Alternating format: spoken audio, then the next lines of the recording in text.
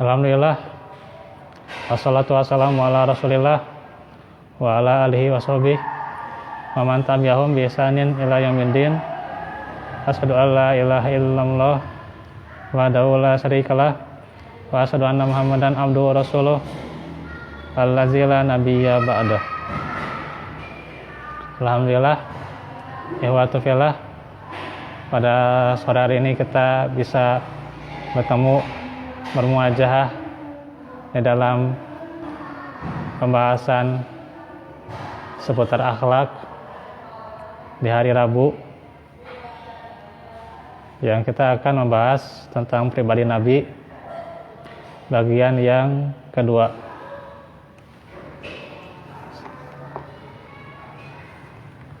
Di mana sudah kita sebutkan ayat-ayat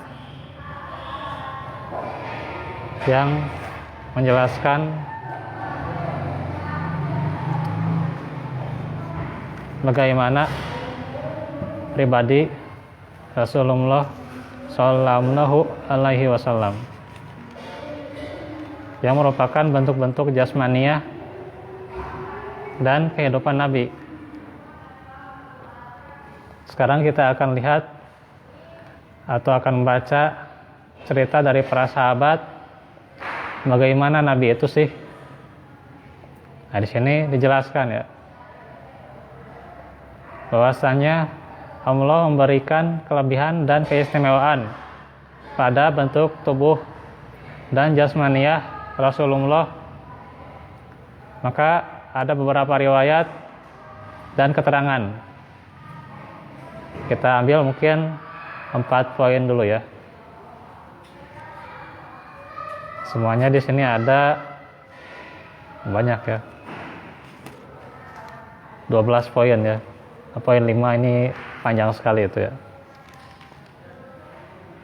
Jadi 4 poin dulu ya, karena poin 5 ini sudah hampir 1,5 halaman ya gitu. Apalagi kalau sudah dijelaskan gitu ya. Karena itu kita 4 poin dulu ya. Yang pertama dari Anas bin Malik radhiyallahu anhu, yang beliau menceritakan bahwa Rasulullah itu bukanlah orang yang berperawakan terlalu tinggi ya. Jadi Nabi itu tidak terlalu tinggi, tidak juga terlalu pendek gitu ya. Jadi sedang-sedang saja gitu ya. Itu Nabi ya. Kemudian bagaimana kulitnya? Kulitnya tidak putih bule ya, dan tidak sawo matang. Jadi Nabi itu tidak sawo matang ya. Kalau di kita banyak sawo matang ya gitu. Berarti bukan kandidat ya. Jadi kalau Nabi Muhammad itu tidak sawo matang gitu. Kemudian bagaimana rambutnya? Rambutnya itu ikal, tidak terlalu keriting dan pula terlalu lurus kaku gitu. Tidak terlalu lurus kaku gitu. Jadi tidak terlalu keriting, juga tidak terlalu lurus kaku gitu. Nah itu ya. Nah itu ciri-cirinya gitu. Jadi kalau kita melihat ciri-ciri ini, nah, tentunya jangan langsung menjudge gitu ya gitu. Karena kita tahu bahwa Nabi Muhammad itu sudah meninggal tahun berapa? Ya. Karena itu kan disebutkan bahwa Nabi Muhammad itu adalah khatamun nabiyyin gitu ya. Penutup para nabi. Artinya tidak ada lagi nabi setelah beliau gitu ya. Ya itu kan akidah kita ya. Itu akidah kita. Cuman di kita nggak tahu ya, kadang suka nyambung-nyambungin tuh ya. Oh, ini ada ciri-ciri yang sesuai dengan Nabi ya. Jangan-jangan begini gitu ya. Jangan-jangan juga nerima wahyu gitu ya. Jangan-jangan beliau adalah. Nah, jadi ini di kita gitu ya gitu.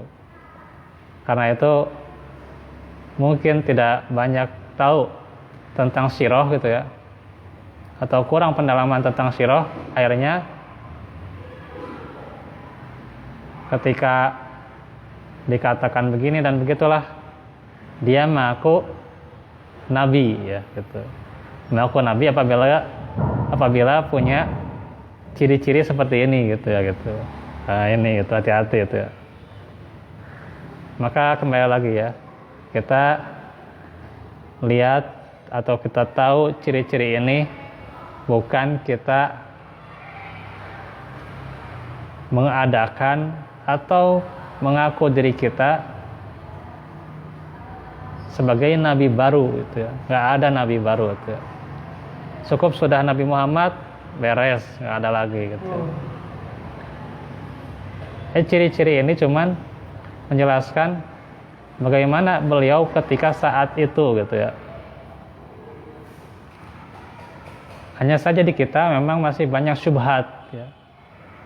Sehingga kadang keyakinan bahwa Nabi Muhammad adalah nabi yang terakhir, maka kita kadang kurang yakin gitu ya. Padahal sudah jelas nasnya, sudah jelas ayatnya, sudah jelas hadisnya gitu ya. Tapi kenapa tidak yakin juga ya gitu. Nah ini ya. Kan sudah dijelaskan bahwa Nabi itu mengatakan, dalam ayat-ayat juga dikatakan, ini ana basyarum mislukum ya. Ini seperti kalian gitu ya. Tapi hati-hati juga tafsirannya kalau seperti kalian ini nanti ditafsirkan yang aneh-aneh gitu ya. Nah ini harus kita luruskan penafsiran yang aneh-aneh, karena ini akidah gitu ya. Karena itu Ustaz Maftuh Ahnan itu ya menjelaskan ciri-ciri Nabi, kejasmanian Nabi itu, tentunya menjelaskan inilah keistimewaan Nabi, bahwa Nabi itu ya seperti kita. Tapi bukan berarti kita mengadakan Nabi baru atau mengaku Nabi baru gitu ya. Gitu. Emang dapat apa gitu ya, jadi Nabi baru gitu ya. Dapat apa? Salat subuh wae kaberangan, salat tahajud tara, jadi Nabi baru itunya. Ya, aneh-aneh wae gitu ya. Mendamel syariat baru gitu. Aduh, waliyazubillah. Jadi ini karena itu kita harus belajar nih usulul iman ya. Pokok-pokok keimanan ya.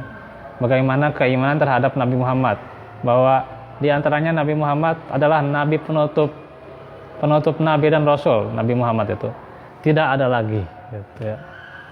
Beres tuh.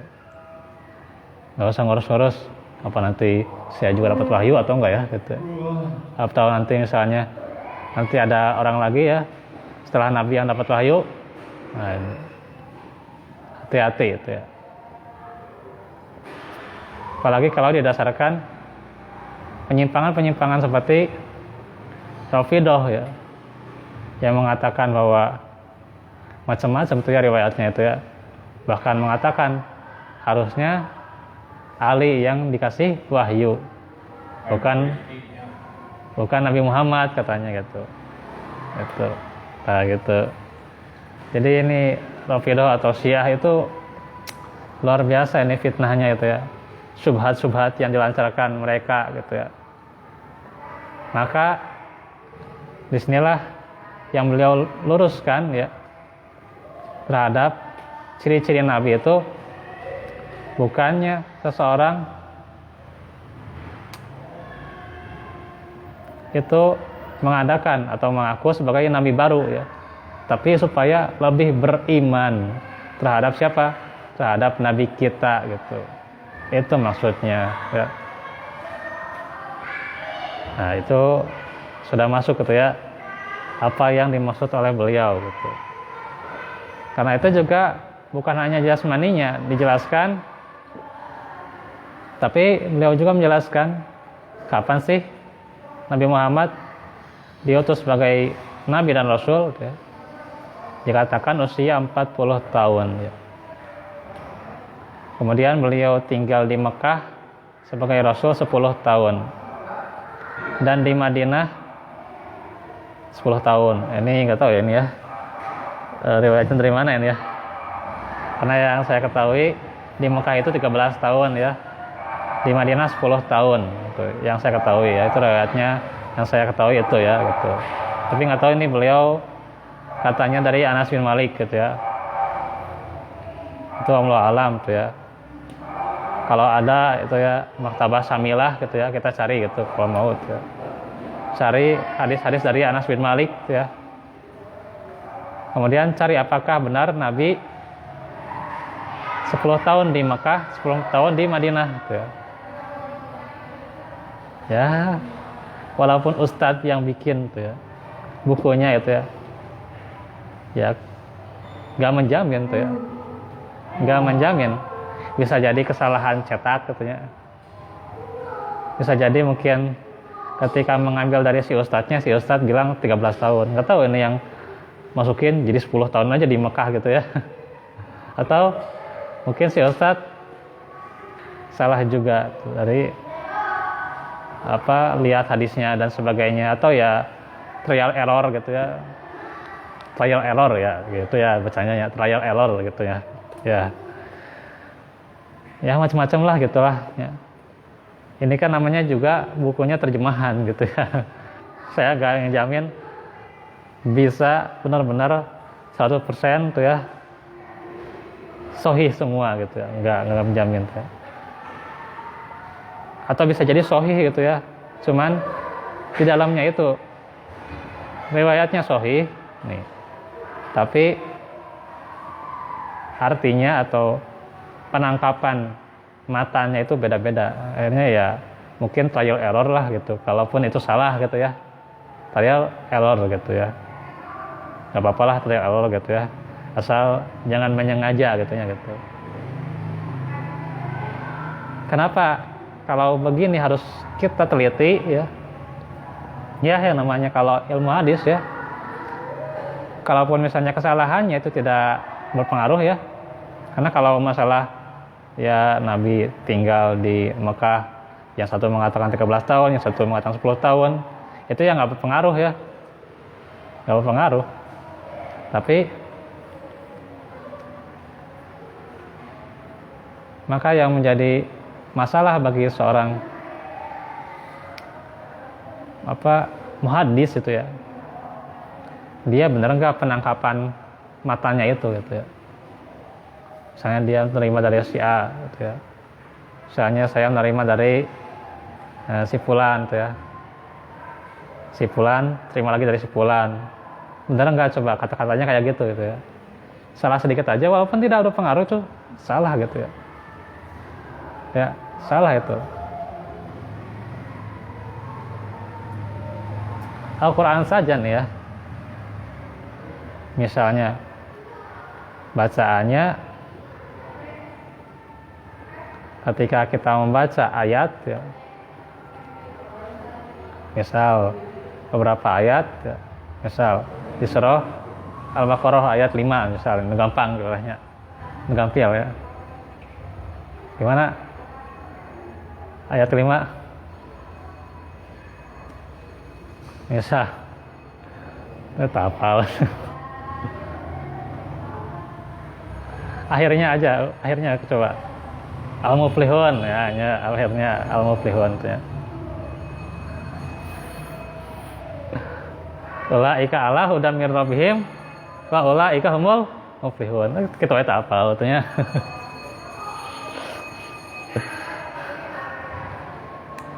Misalnya si imam baca gitu ya. Si imam baca gitu ya. Tiba-tiba ulaika ala hudam mir rabbihim wa ulaika humul muttaqun. Salah tidak? Salahnya. Karena kan muflihunnya. Nah, jadi muttaqun itu ya. Tapi benar kalau dia mendapat petunjuk pasti dia bertakwa kan, benar kan? Kalau secara makna ya, secara makna bener. Tapi kalau macana gitunya nah itu si imam menang riwayat di mana gitunya. Nah ya riwayat dari sahabat mana gitunya. Nah itu pasti kesalahannya walaupun tidak salah secara makna, pasti orang itu tertarik ingin menelitinya gitunya. Ini si imam salah di mana gitunya gitu. Nah kan begitu juga ilmu hadis tuh, ilmu hadisnya. Ini di sini ya, di Mekah 10 tahun Nabi tinggal. Yang saya baca yang sahihnya, yang sikohnya 13 tahun. Gitu oke harus teliti gitu ya. Gitu. Tidak bisa asal-asalan gitu ya. Ada orang riwayat yang lain. Riwayat yang lain itu harus diteliti juga gitu ya gitu ya. Gitu. Jangan ada baku riwayat yalah gitu. Kayak riwayat nelayan. Kayak katanya riwayat yang lain bari temaca gitunya riwayat nelayan gitu. Lain gitu. Terus salat wae. Salat Al-Baqarah dibaca ulaika humul muttaqun gitu ya. Pasti aduh nasi mau jadi muttaqun. Nah keur hilaf atau kumaha gitu kan. Itu. Pasti kan cari kesalahannya juga kan. Ya ini juga gitu. Makanya ini ilmu hadis harus teliti ya gitu. Karena itu emang kalau ada maktabah syamilah itu lebih membantu ya gitu. Walaupun ya kita tentu belajar ini ya yang penting mengambil sisi akhlaknya itu ya jelas. Tapi tentunya kalau diperkuat dengan kesohihan atau kita meneliti hadisnya itu lebih kuat lagi gitu ya gitu. Bukan untuk berselisih, tapi ketika kita tahu mana yang benar, itulah hak gitu ya. Tapi kalaupun itu salah misalnya, si ustaz ini salah ya itu bukan batil juga, itu ya real error lah gitulah. Wajarlah seseorang ketika mengambil ilmu dari seorang tertentu gitu ya. Kadang ada penambahan sedikit ya. Kadang sedikit mengurangi gitu ya. Mungkin si penulis tua gitu ya. Jadi tangkapan ilmunya kurang gitu ya. Atau sakit dan sebagainya gitu. Nah, ini ya harus dikembangkan tuh ya nanti kajian ilmu tuh ya dengan meneliti ilmu-ilmu termasuk ilmu hadis ya melalui ya salah satunya kitab Maktabah Syamilah tuh ya. Jadi kadinya ya pembahasannya ya karena emang saya agak heran ya. Nah di sini gitu ya 10 tahun gitunya di Mekah gitunya tahu lewat mana gitunya atau emang ada trial error atau bagaimana kan. Nah, ini harus dijelaskan ya gitu. Walaupun ya ini bukan syubhat atau bagaimana ya, tetaplah dalam ilmu hadis itu ada disiplin-disiplin ilmunya gitu ya, ada dasar-dasar ilmunya yang kita harus tahu itu gitu ya. Sehingga ya tidak gampang menerima sesuatu gitu. Gitu kan banyak lah. Kalau kita mau analogikan gitu ya, misalnya HP iya katanya. Kata si Anu hargana 500 katanya. Pas 500 katanya. Pas disebarkan ya hargana sanes 500. 4,5 katanya. Beda seetik ya pas setengah. Kata si A pas setengah. Padahal kata si C 500 katanya. Nah. Ya jadi pas setengah gitu ya. Nah, itu kan pasti rugi seetik teh gitu ya. Nah, itu kan analogi dalam analogi dunia itu ya, apalagi dalam analogi hadis nih berat nih kalau kita meneliti tentang hadis nih. Makanya dikatakan dalam Al-Quran ya wala takuma laisa laka bihi ilmun tuh ya. Kalau kita belum tahu ilmunya, belum jelas buat kita ya udah jangan diungkapkan dulu lah, bisa salah gitu lah gitu. Walaupun ya kesalahannya tidak kentara dan sebagainya gitu ya. Ya harus teliti ya. Nah itu ya. Ya sementara kalau kita benarkan ya Allah alam ya. Yang jelas nanti kalau ada silahkan kembangkan gitu ya untuk kita teliti gitu ya. Kemudian dikatakan oleh Anas bin Malik nih ya, Memang dari Anas bin Malik ya, tapi Allah alam nih nggak tahu ya kenapa ini di sini 10 tahun tuh ya di Mekahnya itu ya, Allah alam. Kemudian pada kepala dan janggutnya tidak terdapat sampai 20 lembar rambut yang telah berwarna putih. Nah, itu ciri-ciri yang pertama ya, diriwayatkan oleh Abu Raja Qutaibah bin Sa'id. Nih, tulis ya kalau mau diteliti ini. Abu Raja Qutaibah bin Sa'id. Atau nanti bisa lihat di foto lah di sini di bukunya lah gitu ya. Dari Malik bin Anas ya. Dari Rabi'ah bin Abi Abdurrahman yang sebenarnya dari Anas bin Malik. Nah, benar nggak Anas bin Malik mengatakan seperti ini juga ya? 10 tahun di Mekah, benar nggak coba? Nah, ini coba teliti itu ya. Silakan ya. Ada orang yang ahli hadis sama enggak gitu ya. Kemudian yang kedua ya. Kita percepat saja ya. Yang ngebahas hadis liroge gitu ya. Sampai 20 menit di dia gitu. Kemudian pada bagian yang lain Anas bin Malik juga menceritakan tentang bentuk tubuh Nabi ya. Bahwa Nabi itu punya bentuk tubuh yang sedang, tidak tinggi dan juga tidak pula pendek. Serta bentuk tubuhnya bagus. Rambutnya tidak terlalu keriting dan tidak pula terlalu lurus kaku dan kehitam-hitaman warnanya. Warna rambutnya maksudnya ya. Bila beliau berjalan maka jalannya cepat ya. Riwayatnya oleh Hamid bin Mas'adah Al-Basri yang didengarnya dari Abdul Wahab As-Saqafi. Tuh di dia oke salah penulis ya. Abdul Wahab As-Saqafi itu ya. Ini di sini Abdul Wahab atas Saqafi. Allah alam. Ya, ini salah nulis sebenarnya. Jangan langsung vonis tuh ya. Abdul Wahab As-Saqafi gitu ya.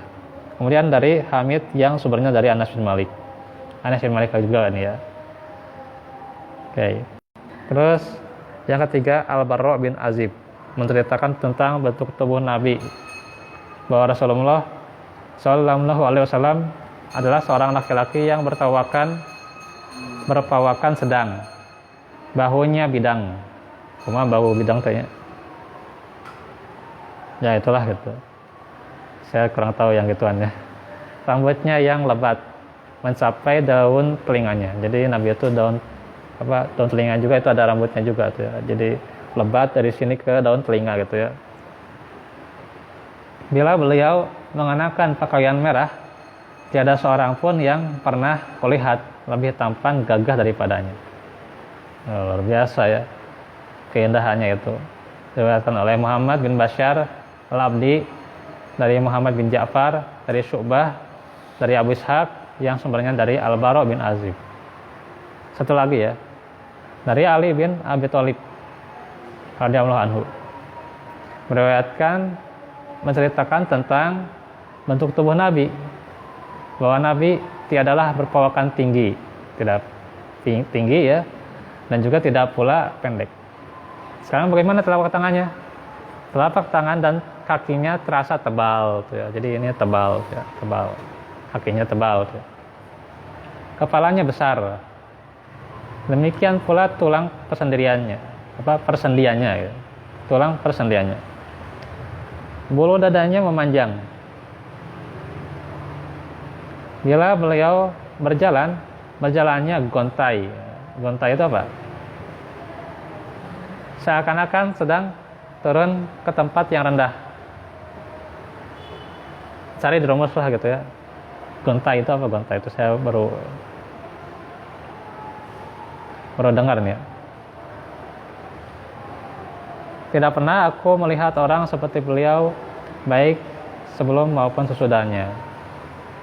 Diriwayatkan oleh Muhammad bin Ismail dari Abu Nuaim, dari Al-Mas'udi, dari Utsman bin Muslim, dari Utsman bin Muslim bin Harmuz ya. Dari Nafi bin Jubair bin Mut'im. Jubair bin Mut'im itu salah seorang sahabat ya, itu ada ya. Jubair bin Mut'im yang sumbernya dari Ali bin Abi Thalib. Ya, segitu dulu ya. Untuk pribadi Nabi bagian yang kedua, ini masih panjang ya. Keterangan nomor 5 ini agak panjang sekali gitu ya. Kemudian nanti ada semuanya itu 12 poin ya. Wallahu alam bisawab ya. Barakallahu fikum. Insyaallah hari Selasa kita lanjut seputar fikih ya. Kita tutup dulu dengan doa ya. Dan juga ini agak hujan ya gitu ya. Ya, mudah-mudahan yang menjamaah tidak apa? Tidak mengurang gitu ya. Tetap semangat ya. Sama di masjid saya juga mudah-mudahan tidak berkurang gitu ya. Aduh. Parah emang karena akhir-akhir ini emang hujan itu jadi ngelihat ya, di beberapa masjid itu ya nggak pada semangat ya. Nah ya itu barudak diajarkan, tapi itu untungnya anggernya dipuh gitu ya. Nah itu jadi ya kalau kita mau kembali pada Islam yang maju ya ke masjid itu ya harus semangat lah gitu walaupun hujan gitu ya. Walaupun hujan itu apa itu angin besar itu ya. Semangat tuh ya gitu ya. Gitu. Jangan turun semangat lah gitu. Bahkan sampai menggusur-gusur kaki kalau misalnya berat ya, silahkan tuh ya semangat tuh. Kalau mampu tuh ya, kalau enggak ya kalau sakit ya silahkan tuh tidak apa-apa tuh ya. Tapi kalau sekiranya sehat, walaupun hujan-hujanan ya kalau bisa ya semangat lah gitu, walaupun itu uzur kan hujan itu emang gitu ya. Tapi ya kita jangan jadi alasan apalagi hujan seetik gitu ya. Nah, itu ya. Jadi hujan seetik gitu ya. Nah, iya. Dan main bola oge da hujanan lagi sehatnya tuh. Main bola wae sehat ya. Udah letik wae sehat ya. Nah, kurang berat-berat teuing kapasitasnya. Nah, itu ya. Oke, segitu aja dulu ya. Rabbana atina fid dunya hasanah wa fil akhirati hasanah wa qina azabannar. Rabbana atina min ladunka rahmah wa hayyi lana min amrina rasyada. Alhamdulillahirabbil alamin. Assalamualaikum warahmatullahi wabarakatuh.